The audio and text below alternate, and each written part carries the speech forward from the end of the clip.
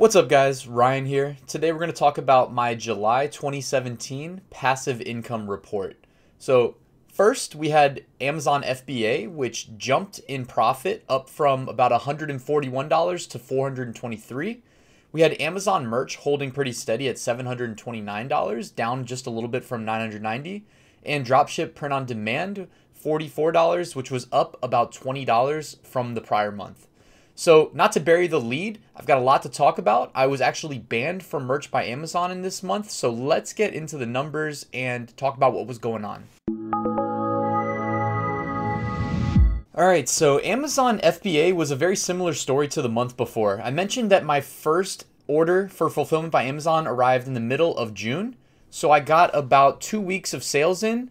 And this month marked the first full month of sales. You'll see by the revenue that that's reflected. We did $2,157 in revenue, generating $423 of profit at about a 19% profit margin. That brought the profit to date on the year to just above $600. So I was having moderate success selling the 20 packs, but looking at the niche on Amazon, it was obvious that most customers wanted and expected 10 packs. So what I did is I went ahead to my same supplier and placed 2 new orders for 2 new SKUs with a minor variation to be packaged in 10 packs.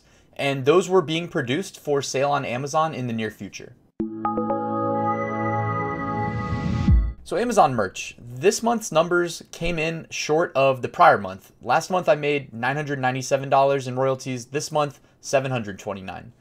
Most of the sales this month were still spearheaded by that same niche that I really hit hard the month prior. However, what ended up happening this month is it did contain a trademarked item in the picture on the shirt. It was really open for interpretation of whether or not it was truly infringement. Like, I didn't copy paste or steal anybody's design, but it referenced a real-world object that was legally protected. However, I had an animated depiction of it in the shirt design, which, by the way, my shirt design was not original.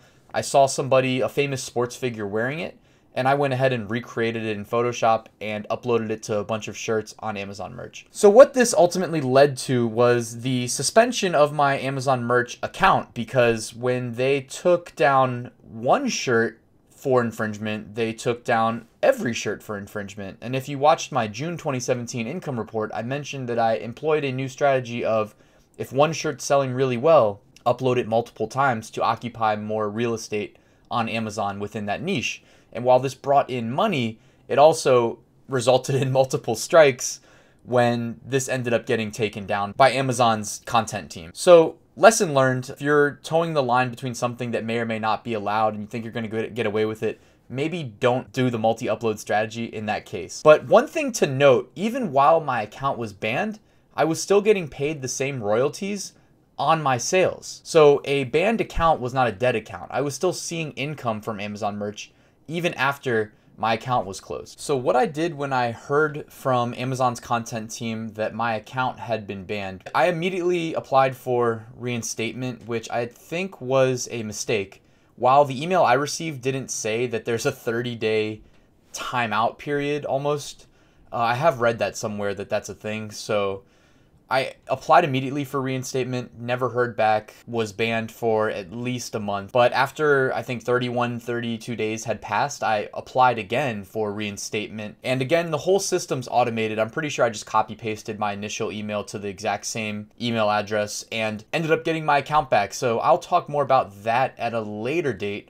But for the time being, the key takeaway is that even if your account is banned, you'll still collect royalties. That may depend on the severity of your infringement, though. In my case, I guess it wasn't so severe that the account was just shut off. So I still made a little bit of money, $729 to be exact. And, you know, overall it was an okay month. Dropshipped print on demand, I was still trying to figure out how to make this work. I sold 3 shirts on eBay.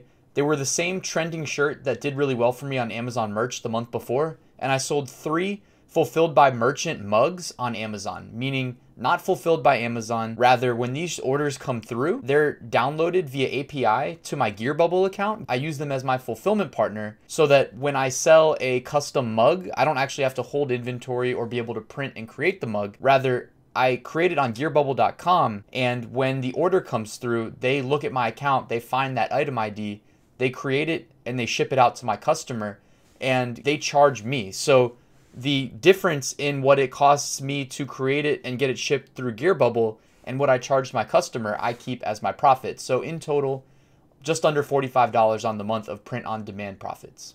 All right, so I also have to mention really quickly that I did some online arbitrage in July of 2017. I made 15 sales doing arbitrage between a website that sells a bunch of sneakers known as jimmyjazz.com, which you can see here.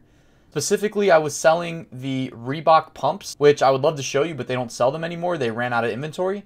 And what I did was I listed them for sale on eBay for about $115 a pop, which eBay would take a 10% cut of each sale. And through using promo codes and just really low pricing on Jimmy Jazz, I was getting them for like $52, $53, including shipping. So that gave me a pretty nice profit margin built in. And the only thing I really had to worry about was monitoring whether or not certain sizes were kept in stock, because they eventually sold out and didn't restock any. So for the time being, while most of the popular sizes were in stock, I was making pretty good money. I mean, probably $40 or so per sale. I guess I can do the math. $5.95 divided by 15. What does that come to? $40 per sale. So I did a pretty good job of doing the math there. Yeah. So anyways, online arbitrage, it should always be on your radar. I didn't set out to do online arbitrage. I was really honestly just watching the LA Beast, who's a popular YouTuber, does food challenges. He's a big Reebok pumps fan, and I saw him wearing a pair, and I thought to myself, I want to buy a pair. And I was looking at eBay because I'm an eBay guy. I was willing to shell out about 120 bucks for a pair. And before I pulled the trigger, I went to Google Shopping and noticed a website called Jimmy Jazz, which I had never heard of before at the time, selling them for like 60 or 70 bucks. I honestly was about to buy them off eBay, thinking that Jimmy Jazz was a scam. Then I thought to myself, wait a second, if this isn't a scam, I can probably sell them on eBay and get them fulfilled straight from Jimmy Jazz to my customers, aka online arbitrage. So I placed an order with Jimmy Jazz, everything worked out, loved the shoes, and ended up doing arbitrage for the next 30 to 60 days, making a little bit of additional side hustle profits. So that wraps up the July 2017 passive income report. When you combine all channels of passive income, I made $1,988.86 of total profit. So that means I took my profit from FBA, merch, dropship, print on demand, Google ads, and for the time being, my online arbitrage. And it totaled just under $2,000, which, considering this was my 4th month in, not bad at all. I'll take that any day. So if you guys enjoyed this video, please hit that like button. If you're not subscribed, hit the subscribe button, and I'll see you guys at the next one. Wherever she goes, I go, we roll, we go, flying over cities down to Rio. It's Rio, love that I feel. Oh, nothing lasts forever, but I'm down for the minute, so just chill.